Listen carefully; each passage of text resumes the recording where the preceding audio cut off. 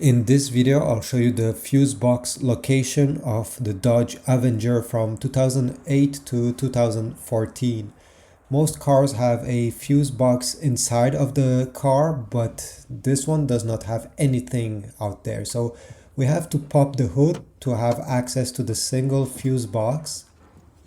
And once you're over here, you're gonna notice on the right side a box that looks like this one. It even has a small electricity symbol right there. You have two clips on the top, push them with your fingers and pull this small cap off.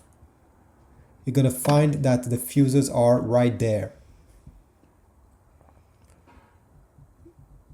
You also have some relays. Now if you take a look at the back end of this cap, each fuses will have a number. This is very important to remember, since you can go in your manual and know exactly which one does what.